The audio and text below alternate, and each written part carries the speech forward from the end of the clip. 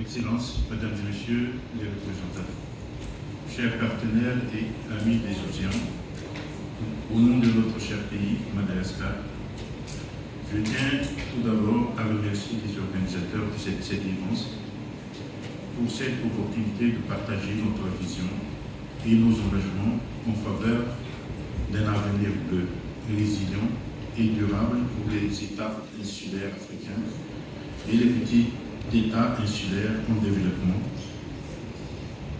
Nos océans sont à la fois notre héritage commun et notre responsabilité collective. Pour des nations comme la nôtre, l'océan n'est pas seulement une ressource, il est le cœur de notre identité, de notre économie et de notre survie. Pourtant, aujourd'hui, cet écosystème vital fait face à des défis sans précédent que l'on connaît tous.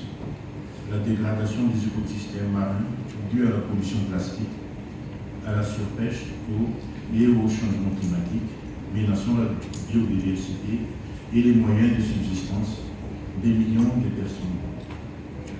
Le financement limité pour la solution durable, malgré le rôle clé de l'économie bleue dans notre développement, et la vulnérabilité accrue des communautés côtières confrontées à l'érosion, aux cyclones et à la montée des eaux.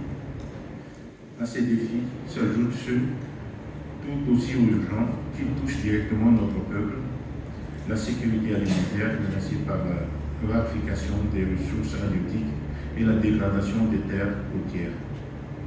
Les impacts croissants du changement climatique avec des cyclones plus intenses et des sécheresses prolongées, la création d'emplois durables pour une jeunesse en quête d'opportunités, sans sacrifier nos écosystèmes, et l'érosion accélérée de notre biodiversité marine et terrestre, pourtant vitale pour notre résilience.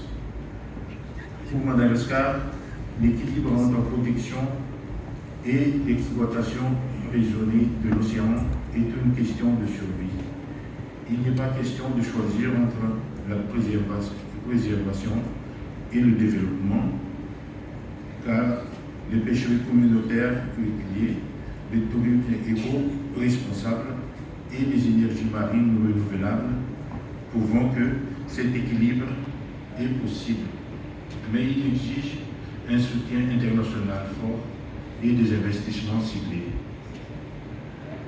Le renforcement des partenariats inclusifs, nous appelons à une coalition élargie entre États insulaires, partenaires techniques, services privés, secteur privé et société civile.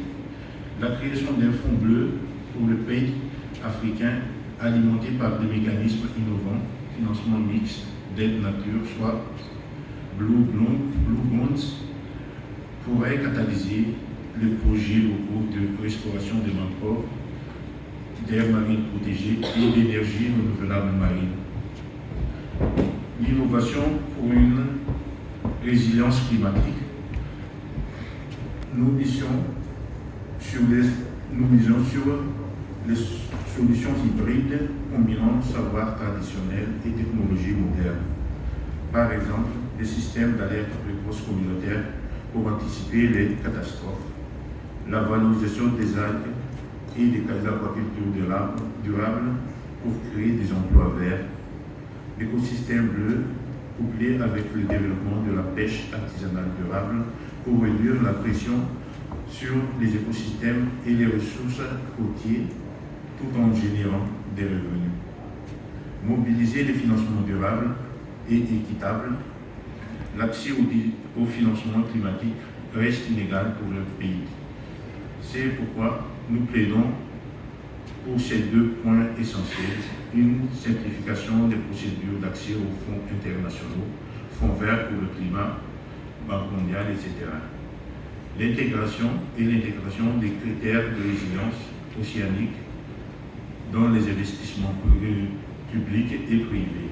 Pour conclure, Madagascar croit en un futur où l'océan devient un moteur de prospérité partagée et non une victime silencieuse de nos négligences. Travaillons-nous ensemble pour des coalitions concrètes, au-delà des déclarations, des solutions hybrides alliant innovation et tradition, une justice climatique où aucun État insulaire n'est laissé de côté. Engageons-nous ici et maintenant à écrire une nouvelle page de l'histoire bleue de l'Afrique et des pays. Je vous remercie.